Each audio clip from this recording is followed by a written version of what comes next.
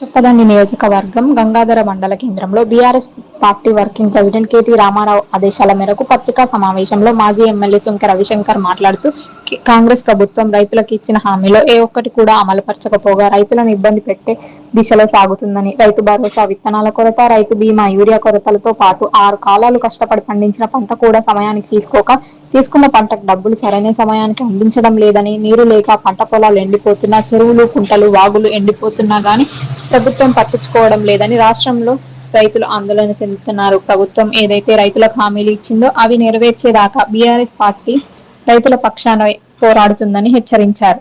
KT Ramarao గారి ఆదేశాల మేరకు ఈరోజు మరి ఈ రాష్ట్రంలో జరుగుతున్నటువంటి రైతుల మీద జరుగుతున్నటువంటి ఒక దోపిడీ, రైతులను అణిచివేస్తున్నటువంటి ఈ యొక్క రైతు వ్యతిరేక ప్రధాన అంశాలు, రైతు వ్యతిరేక విధానాలు ఏవైతే ఈ రాష్ట్రం అవలంబిస్తుందో, ఎన్నికల కంటే ముందు మరి రేవంత్ రెడ్డి చేసినటువంటి అంశాలు ఏవేవైతే ఉన్నాయో వాటిని ఒక్కటి కూడా నెరవేర్చకుండా ఇవాళ మరి రేవంత్ రెడ్డి చేస్తున్నటువంటి అంశాలు నిజంగా మళ్ళీ తెలంగాణ రాష్ట్రం రాకముందు ఎట్లయితే తెలంగాణలో కరెంటు లేకుండే, అదేవిధంగా నీళ్లు లేకుండే, అదేవిధంగా పంటలు కూడా ధాన్యాన్ని కొనుగోలు చేసేటువంటి పరిస్థితి లేకుండే, తెలంగాణలో ఆకలి చావులు ఆత్మహత్య చేయాలని చెప్పుకుంటే ఇక్కడ ఉన్నటువంటి స్థానిక శాసనసభ్యులు మరి దాదాపు 9 మంది ఎంతమంది మీద మరి కేసు పెట్టించారు. పూర్వం ఈ రాష్ట్రంలో రైతులు ప్రశ్నించే హక్కులే, ధాన్యం కొనుగోలు చేయమన్న వాళ్ళు ఏమడిగినా నిమిష జరుగుతుంది, వాళ్ళ ఉసురు జరుగుతుంది. ఇక వాళ్ళు మిమ్మల్ని ఆల్రెడీ ఏం చేయాలో కూడా డిసైడ్ అయిపోయారు. ఎన్నికలు ఎప్పుడు వచ్చినా కూడా బీఆర్ఎస్ పార్టీ బ్రహ్మాండంగా ప్రజల దీవెనలతో మళ్ళీ కేసీఆర్ గారు రావాలి, రేవంత్ రెడ్డి పోవాలంటారు. ఏ ఊరు పోయినా అదే మాట్లాడతారు. మేము పోతే సార్ మళ్ళా కేసీఆర్ గారు అచ్చుడే సార్ అంటారు.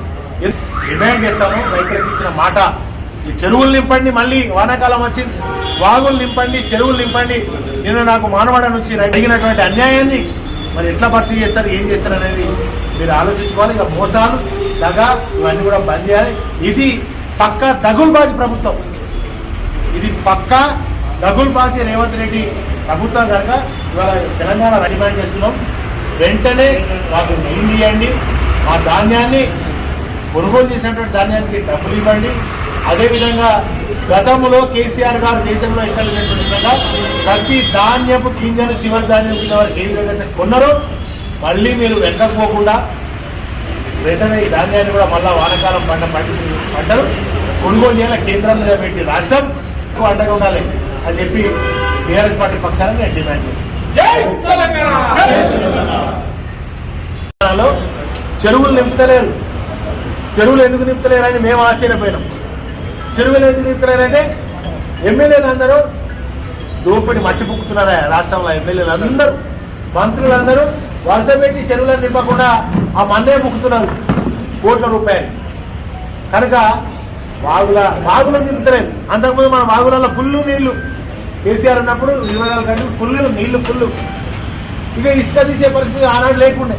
ఇవాళ వాగులన్నీ ఎండిపోతున్నాయి. ఏందా నీళ్ళు అంటే ఇక వాగులలో ఇసుక దోపిడి, ఇటు ఇసుక దోపిడి, ఇటు మట్టి దోపిడి, అటు రైతుల దోపిడి.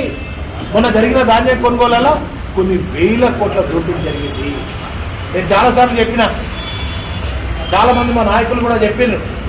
ఇలా 1000 కోట్ల దోపిడీ అంటే ఒక క్వింటాల్ మీద ఎంత కిట్ అవుతుందా? 10 కిలోలు ఒక క్వింటాల్ మీద కట్ అయింది. దాదాపు ఒక 300 రూపాయలు, 250 నుంచి 300 రూపాయలు ఒక క్వింటాల్ మీద రైతులను నష్టపోయింది. ఇది ఎవరి ఖాతాలకు పోయింది? ఎమ్మెల్యేల ఖాతాలకు, సీఎంల ఖాతాలకు డైరెక్ట్ గా. నువ్వు క్వింటాల్కు 30 కిలోల కంటే ఎక్కువ పండితే అది కొననే అని కొనకనే క్వింటాల్ మీద కొట్టలేవా? సబ్సిడీలు కూడా ఎత్తేసారు. సబ్సిడీలు కూడా ఎత్తేసారు.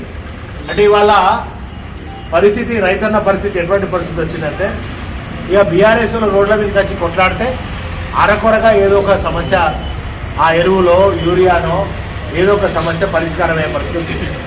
కనుక ఇవన్నీ రైతులకు జరుగుతున్న అన్యాయాలు, రైతులకు జరుగుతున్నటువంటి మోసాలు, ఇవన్నీ కూడా బీఆర్ఎస్ పార్టీ రైతులకు అన్యాయం జరుగుతుంటే ఊరుకోదని చెప్పి రేవంత్ రెడ్డి సర్కార్ మరి రైతులు మళ్ళీ కర్రు కాల్చి రైతులందరూ కూడా ఇవాళ కాంగ్రెస్ ప్రభుత్వాన్ని కర్రు కాల్చి వాత పెట్టేటువంటి రోజులు వచ్చినాయి.